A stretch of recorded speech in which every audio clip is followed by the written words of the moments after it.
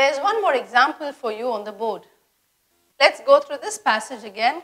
As I had told you earlier, due to space constraint, I have just given you 8 sentences. But let me remind you again that you would be getting 10 sentences in your examination. Let's begin. Raju was orphaned at a very dash age. He lost dash of his parents because his family was dash poor to afford any treatment. He decided to work hard and dash on his own feet. Along with his studies, he dashed part-time in a restaurant and earned enough money in order to dash his studies. He is now dash doctor and helps poor patients for dash. So this passage should be much easier because it's like more of a story. It's like the life history of a person called Raju. How he had lost his parents because they couldn't afford for treatment. And how he was orphaned at an early age. And how he had to fund his own studies, and later how he had become a doctor and how he was able to serve poor patients. So this is the gist of the story, or the gist of the passage, the theme of the passage, the idea of the passage. Now that we had received the idea of the passage, let's move on to the options and try to place them in the appropriate places and see if we are getting them in proper sense. Read the first passage. The first sentence. Raju was orphaned at a very dash age. At a very youth age. Can you say youth age? No, you can only say young age. So this option is wrong, to be eliminated. Raju was orphaned at a very early age. Sounds good, but still, let me not come to a conclusion without checking the other options. Raju was orphaned at a very childhood age. Can you have childhood age? No. Let's eliminate it. Raju was orphaned at a very childish age. We don't say childish age, we only say childish behavior. Right? So we will eliminate that also. Raju was orphaned at a very recent age. We say recent times or recent days. We don't say recent age. So that clearly leaves me with just one option which had already struck the bell for us. Right? Early. Please it. Raju was orphaned at a very early age. Good. Let's go on to the next sentence.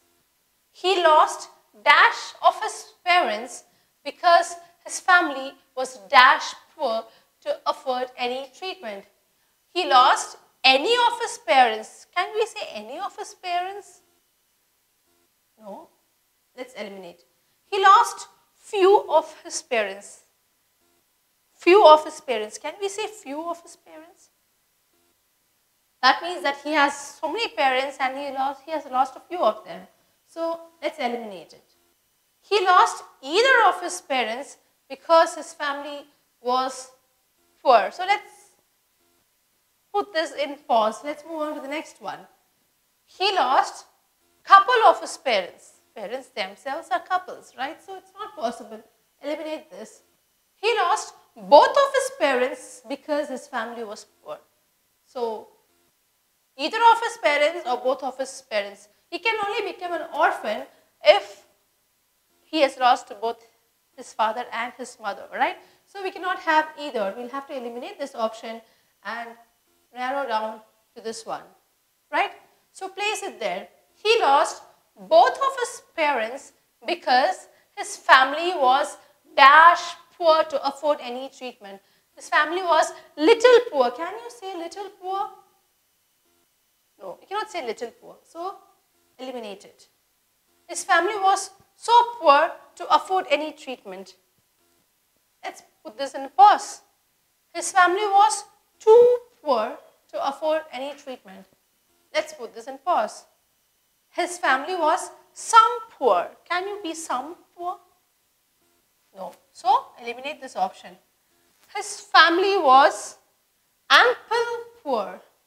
Cannot be. Grammatically, not possible.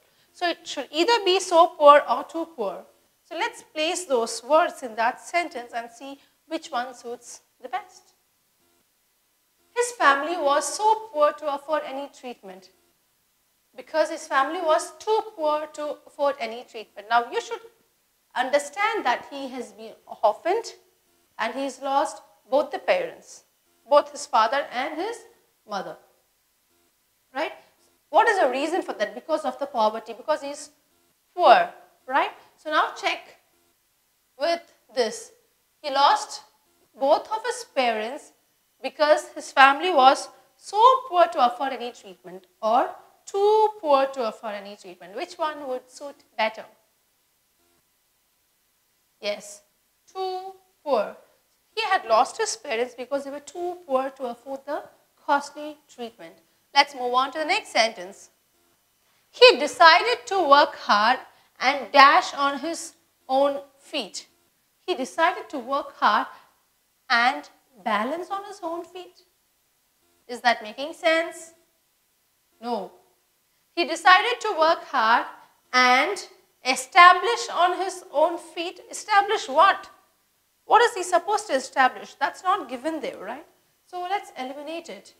He decided to work hard and stand on his own feet. Sounds sense. Let's put this in pause and go to the next one. He decided to work hard and erect on his own feet. Erect what? Again, let's eliminate it. He decided to work hard and talk on his own feet. Definitely not giving us sense. So that leaves us with stand. Now read the sentence with this option. He decided to work hard and stand on his own feet. Moving on to the next sentence. Along with his studies, he dashed part-time in a restaurant and earned enough money in order to dash his studies. Along with his studies, he dashed part-time in a restaurant. He worked part-time, he employed part-time, he busy part-time, he established part-time, he functioned part-time. Let's place these words and see. He worked part-time. Yes, seems sense. But we will not be in a hurry to answer, right? Let's move on to the next option. Along with his studies, he employed part-time. He did not employ, okay? He was employed. So, cannot be an option. Along with his studies, he busy part-time. Doesn't give any sense. So, I am eliminating that also. Along with his studies, he established part-time in a restaurant. What did he establish? Doesn't give sense. Along with his studies, he functioned part-time in a restaurant. Comparing with functioned and worked gives you more sense. So, eliminating functioned, I narrow down to worked. Place this word there.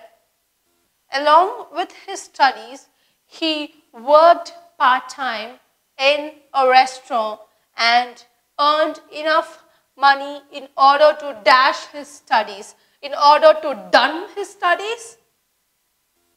No.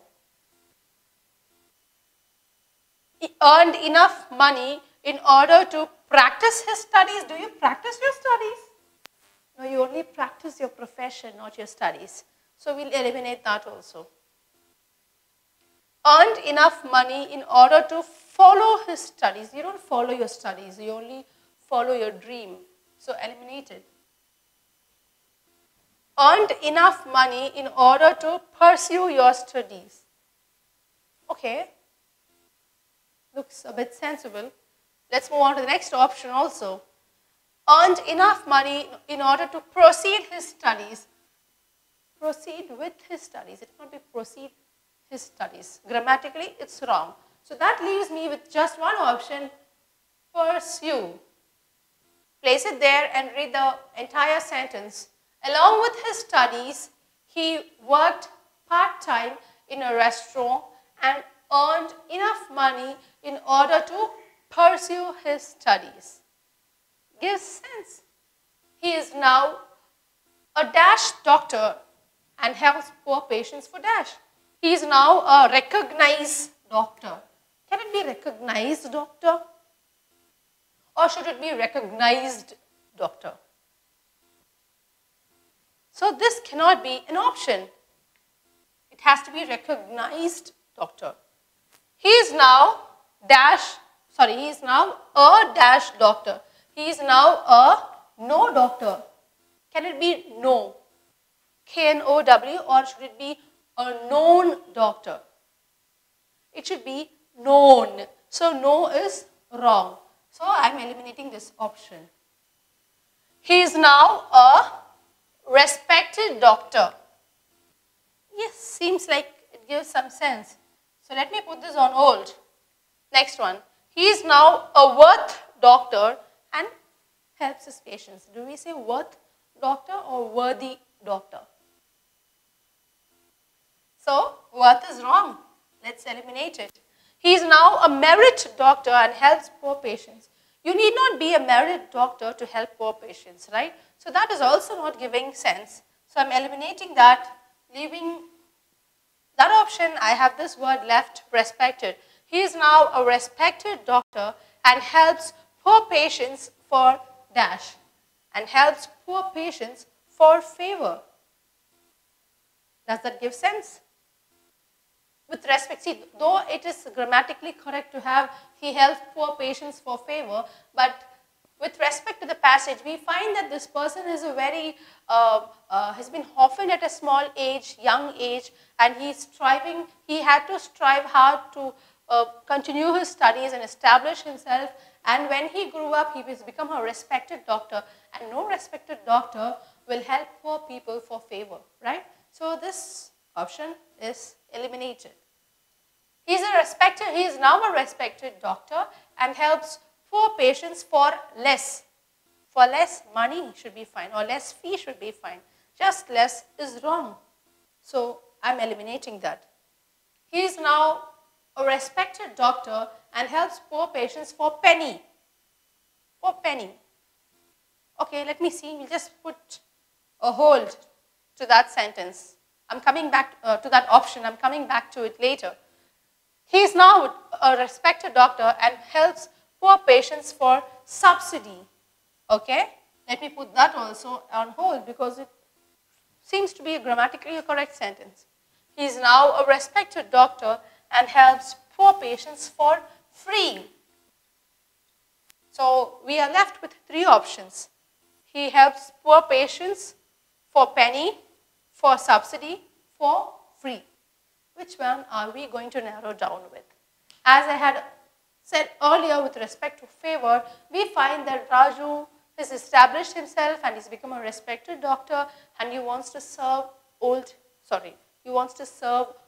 people, right? So the best option of these three, definitely it cannot be penny, okay? A respected doctor who wants to serve the poor people will not look for money. It should either be subsidy or free. But with respect to the context, he had lost his parents because they were not able to afford for the treatment. If his parents were given free treatment, he wouldn't have lost them, right? So, see, come on, you have to understand the context with respect to the theme. So, with respect to the theme, the most apt answer would be free. Let's read the entire passage with the answers we had chosen and see if they match the context and if they are giving us proper sense. Raju was orphaned at a very early age. He lost both of his parents because his family was too poor to afford any treatment. He decided to work hard and stand on his own feet. Along with his studies, he worked part-time in a restaurant and earned enough money in order to pursue his studies. He is now a respected doctor and helps poor patients for free.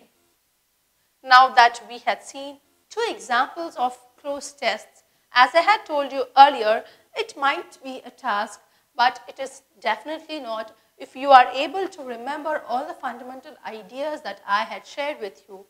And of course, building your language skills and more practices will help you master this particular question in your examination. Do not be in a hurry to answer the questions, but read them thoroughly, eliminate the unnecessary options and narrow down to the right one.